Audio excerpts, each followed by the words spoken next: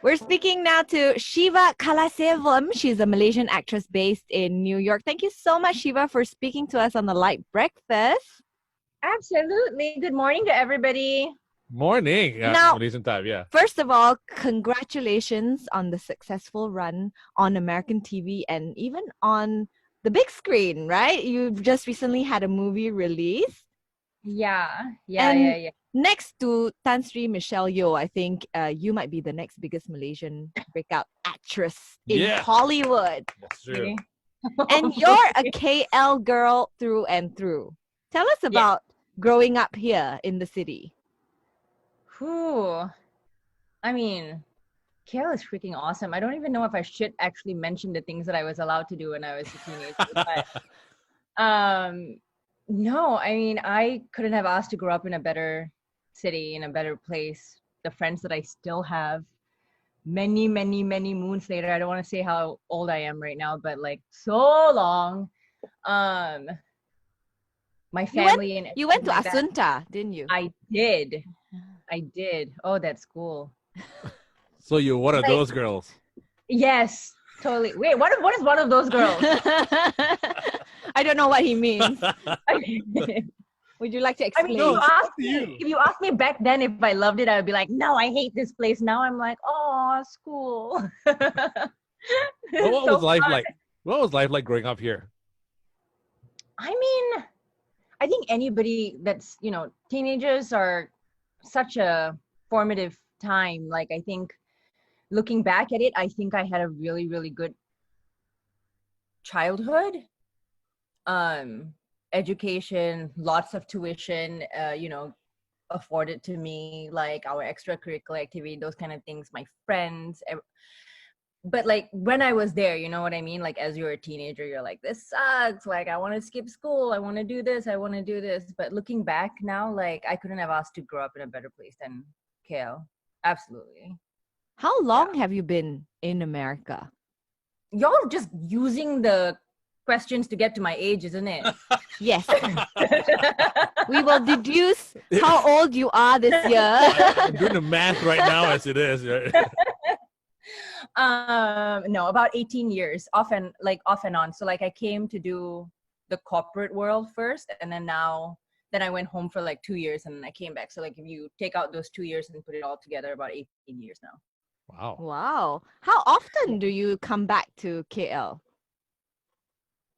Usually I try to come back like once a year. I came back last January, but before that I hadn't been home in 3 years, and that wasn't up to me. Like that was when I was like really auditioning and like really getting to know people here, and I was like, that feeling of like if you leave, that's the audition that I'm gonna miss. So like the last few years I haven't been able to come home, but I did manage to come home in January, and thank goodness I did before all of this craziness happened, you know what I mean? So yeah, usually I do try to come home once a year. And my mom comes once a year to New York to see me, so I don't feel so out of touch with my family. Okay. What do you miss most about Malaysia while abroad? Besides for so many years, besides my family, my nasi lemak, my banana leaf, it's just the food, honestly. I don't think there's anywhere in the world that can beat the food in KL or in just Malaysia. And as I get older, I miss it more and more. And obviously my family too. In New York, you get like, it's a melting pot of so many different cultures over there. I'm pretty sure you can get like Malaysian food kind of over there. It's not exactly the same, and it's like,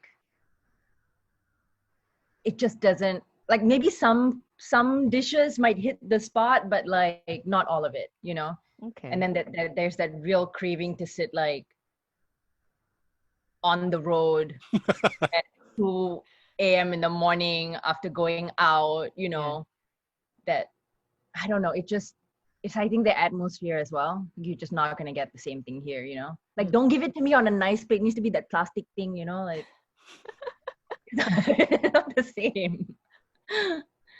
Yeah. Now, obviously you're a successful actress now, but tell us about your career prior to getting back into performing arts? You were in the corporate world for a while, you were saying. Yeah, I was an investment banker for 3 years. I worked in like Milwaukee, Chicago, London. Yeah, like before I left, I told my parents, when I was like back in high school, I told my parents I want to be an actor. Of course, they looked at me like I was crazy, and they were like, no, no, no, you have to go get a degree. You have to, do this and do that. And I was like, okay. And like actually, I wouldn't say it's maybe it's a misunderstanding, but like they were like, you have to go get a degree first. Me thinking like they were not supportive of it, and they were like, you have to go get, something that you can actually pay the bills with, which, yes, So I went and did business. That was the only other thing that I liked. I loved math. Yeah. So I did that. And then I got sucked into it. Like I was actually good at it. Like I was good at finance. I was good at math. I was good at like that sort of world. And I like went into investment banking again, loved it. Thought that I was going to like climb up the corporate ladder and stuff like that. And then 3 years into it, I was just like, that's like that burning feeling, like in your heart, in the back of your head, just like, I really want to try this out. I don't even know if I'll make it. I don't know if anything will happen, but like, I feel like I need to try it. So I remember calling my parents up, like investment bankers, they work like crazy hours. So like, I remember being in the office in London at like 5 o'clock in the morning, and I called my mom and I was like, I think I still want to do acting. And she's like, okay. She's like, I told you could get a degree first. So you got a degree, go do whatever you want. And I'm like, wait, what? You fulfill all my requirements, they can do whatever it is that you want, right? Like, they really just meant get something to fall back on and then go do whatever you want. And I didn't take them seriously. And yeah, I didn't actually leave. I went back and I was like still thinking about it, like doing my, Excel spreadsheet and my budgets and my plans and blah, blah, blah. And then the economic crisis hit in 2008, 2009, and I lost my job. Right. So it wasn't a choice to leave at the time that I left, but, obviously looking back now, I'm glad it happened. And then continue to do my research into performing arts and like trying to get a master's in it. So I went and I did my master's in fine arts in acting at Columbia. Yeah. Wow. So that's how it all started. That's the long story. Sort of. I tried to shorten it. What is it though about acting that you love, that sort of pulls you back into it?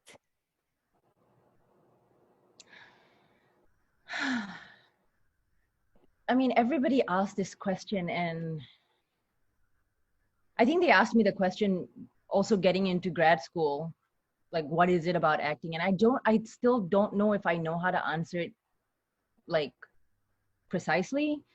But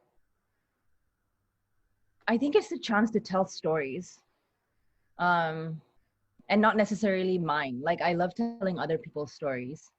I'm actually kind of an introvert.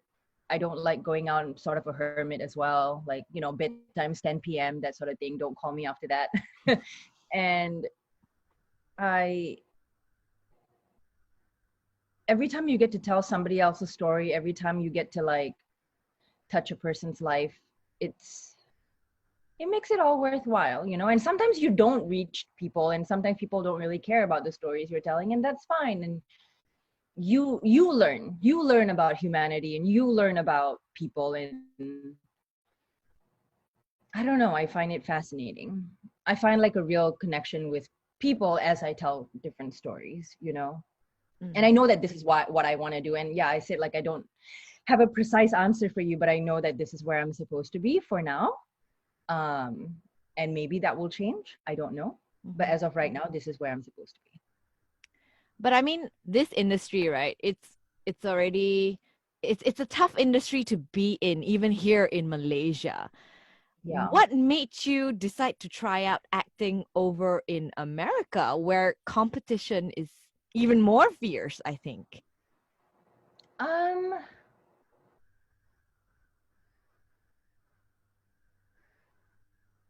I think, well, first was it was grad school first, right? So like I wanted to go and do my master's in acting. Whether or not I came back after that, was to be seen. But, you know, then I met people, I networked, you know, I got an agent, I got a manager. So I was like, okay, I'll stay on and see what happens. And there's no telling like if I would come back and do it as well. You know what I mean? If things here end and stuff like that. I just had the opportunities and like I'm gonna take it while I can. So yeah, I think it all started with grad school. Like if Malaysia had a program like Columbia did, then I might have considered staying, you know. And I've also very much liked being in the US. I know they have a lot of problems right now, but back then it was definitely where I wanted to be and where I liked to be. I loved going to school here. I did my undergrad here as well. A lot of my friends are here. And when I left in 2009, I felt like I was just understanding and like getting on my own two feet and being an adult. And suddenly I was like thrown out of the country, you know, like quote unquote thrown out of the country. So I felt like there was this longing of like, no, I haven't made it yet. I have to go back and like figure it out. Like if I'm gonna leave, I'm gonna leave on my terms. So I think maybe that was another reason. It wasn't like America is better and I have to like leave. You know what I mean? It was very personal decisions of just trying my feet here and like getting them wet, and then I started to get opportunities, so I just stayed. Yeah. But is the competition there really that fierce? Like, how long did it take you to land your first role on American TV? Let's see, I graduated in 2015 and 2 years. 2 years. 2 years. And that's lucky because I got a good agent and manager. Otherwise, I would not have gotten to the certain rooms that needed to be for those shows that I wanted to be on. But yeah, 2 years. So in those 2 years, what were you doing? Auditioning. Like that's the job. So like your work is auditioning, right? The vacation is getting the job. That's how we look at it. So every day you wake up, you memorize lines, you go into an office, you do your best. They won't call you back. Maybe they'll call you for another one, and then you get up again, you memorize another script, you go back in, that's your job, that's your hustle every day. And then like when you book the job, that's vacation, you know.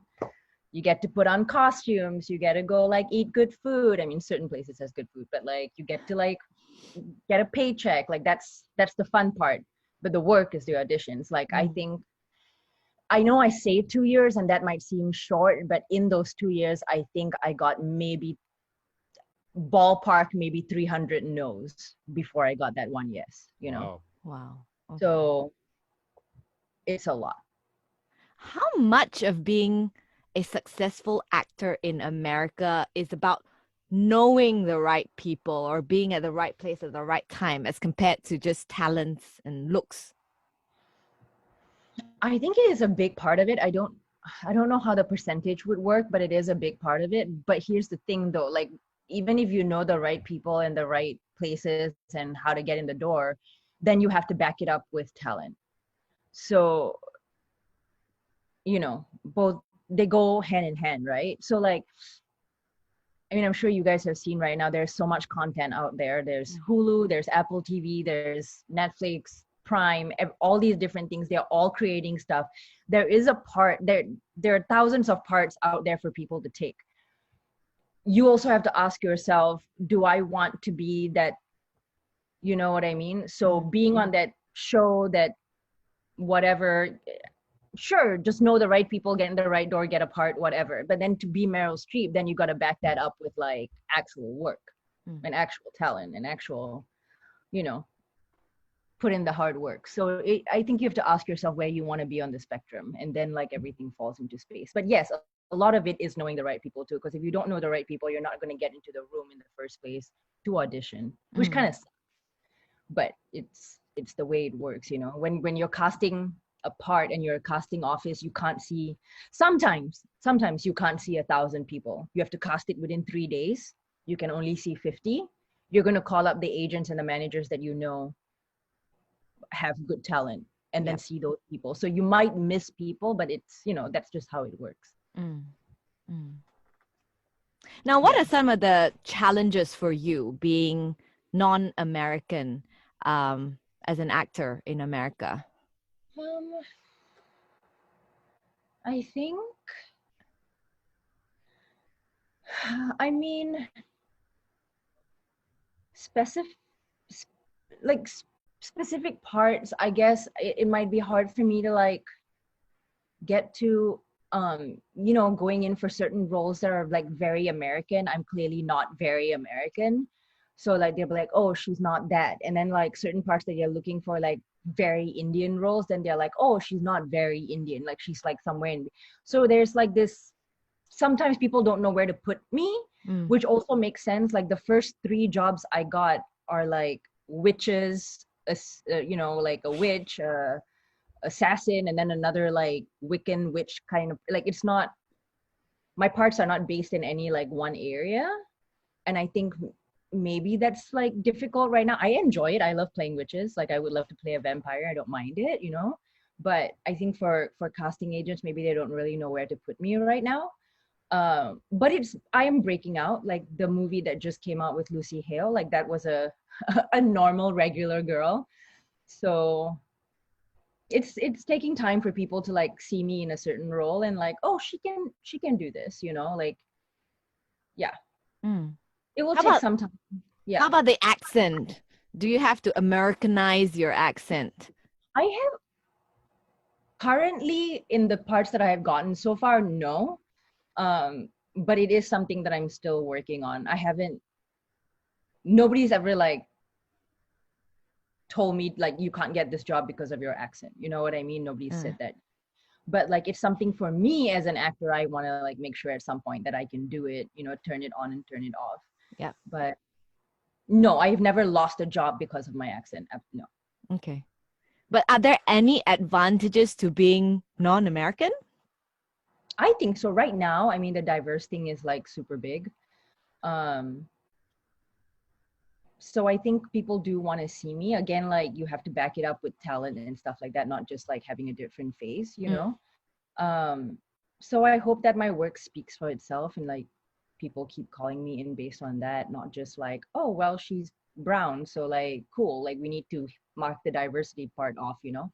I don't want to just be that. I know that they're opening their doors, but that's not why I'm doing this. I actually want to be a good actor.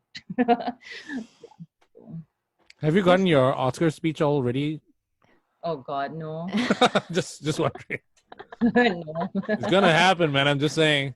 We'll see. We'll when I get there. I'm also a big crier, so I'm even if it happens, it might not. I'd be like, thank you, and then gotta get off the stage, and then people pushing me off, that sort of thing. Yeah, I can't believe one moment I'm talking about nasi lemak on the radio station. Now I'm an Oscar winner.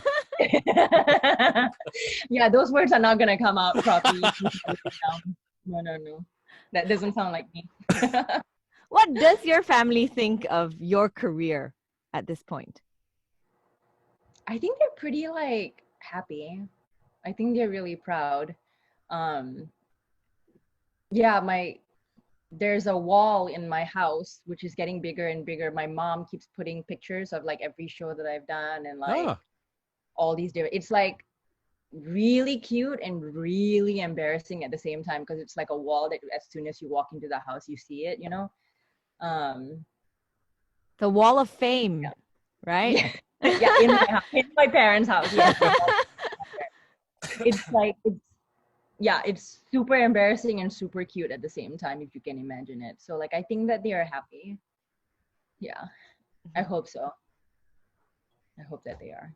What qualities do you think a person would need to be able to become an actor in America or in Hollywood? Just don't become an actor. That's your advice. Just don't do it.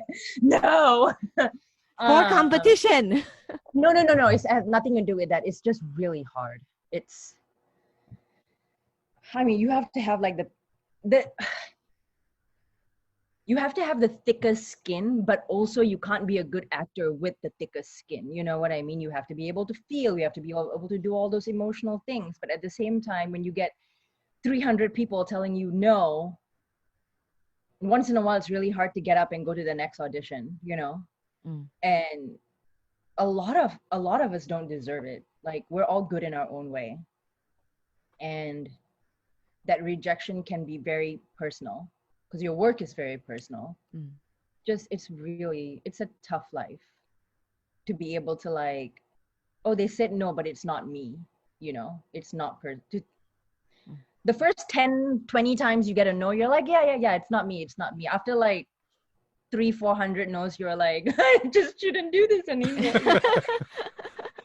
It's hard. Have you ever thought of giving up after your 300 rejections? Not yet. Not yet.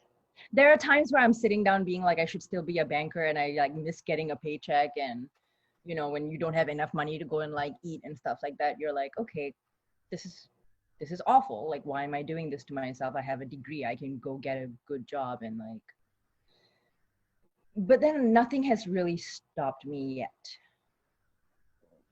And I'm glad, I guess. Maybe I'm one of the lucky ones. It's only been 5 years since I've out of school. Some people take 15 years to get something. It took me 2. I am also one of the lucky ones that books at least one thing a year. So hopefully it keeps going. It might take a little longer too for me to like get really big roles, but like, you know, chugging along slowly but surely. Of course, this whole COVID thing doesn't help, but I'm still here. We'll see what happens. You know, I don't know. I just haven't had that feeling yet to quit. When it comes to, when you say big role, where do you put Charmed? Is Charmed an okay size role? I think Gotham would be a bigger role, Gotham bigger, right? Charmed? Which one? Technically, Gotham was more famous, but like size-wise, Charmed was bigger. In terms of like my connection with the lead and stuff like that. I wouldn't call it like big like a series regular where like the storyline is based around you and your life. But it's also not so, you know what I mean? It's like it's big, but not like big. I don't know. That's like the worst explanation, but yeah. Yeah, we get that. Like, Gotham is a more popular series. But your role in Charm is a little bit more significant. More significant, yeah. Yeah, absolutely. Now, you've been overseas for, like you said, 18 years now. As a y'all better not be doing the math, okay? Yeah. No, I'm really bad at math, and so is he. So we won't be doing the math. But you've been overseas for 18 years now. You've done the corporate banking thing, and now you're acting.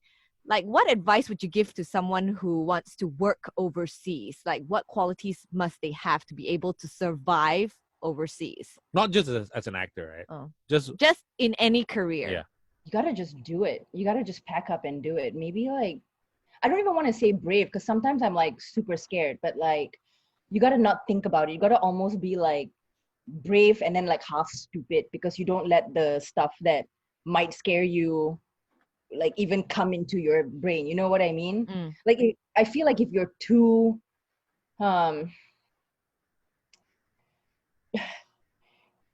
if you're so aware of everything that can stop you, then you're not gonna do it. So like, you almost have to like forget all the things that really could stop you. I don't know how to explain it, if that makes sense. You know what I mean? Yeah, you just have to like just get it done. Like, even if you fail, isn't that more awesome to say like, oh, I tried that and I failed, versus like, oh, I didn't even do it, you know? Like, yeah, you have more stories to tell when you fail anyway. So like, just get it done, you know? Do it. It will, like, I know it's such a cliche when people say like, when there's a will, there's a way, but it's so true. Like, you will, if you want to do it enough, you will get it done. And if you don't, that means you didn't want to do it in the first place. That should be on a t-shirt, man. And that should be like, and that's fine if you don't, you know what I mean? If that's fine if you don't want to do it. But like, don't confuse the two. You know, if you're not the person to leave, then don't leave. Like, just do your own thing, man. But how do you do you carve success for yourself overseas when you're out of your comfort zone? I mean, success is so like subjective, but like a lot of people would say like I'm successful and I don't think I am right now. Like I think I am on a path, you know.